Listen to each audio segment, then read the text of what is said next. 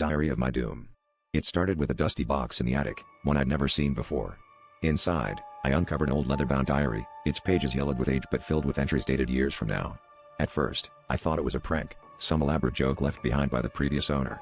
But as I read, the events chronicled within began to mirror my own life with uncanny accuracy, describing mundane occurrences like spilled coffee and misplaced keys. The diary seemed to know me better than I knew myself, and as curiosity turned to dread, I realized this was no mere coincidence. Each night, I found myself drawn back to the diary, unable to resist the pull of its pages. The entries began to grow darker, describing events that hadn't yet happened.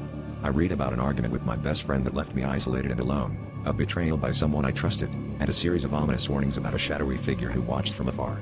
It felt as if the diary was taunting me, daring me to change the course of my future, yet somehow knowing I wouldn't succeed. Acting on desperation, I tried to alter the events foretold in the diary. I avoided the argument with my friend, but it happened anyway, albeit in a different way. The betrayal came from a different direction, but it stung just as deeply. No matter what I did, the diary's predictions unfolded with chilling precision. I began to feel trapped, my life a pre-written script I was powerless to change.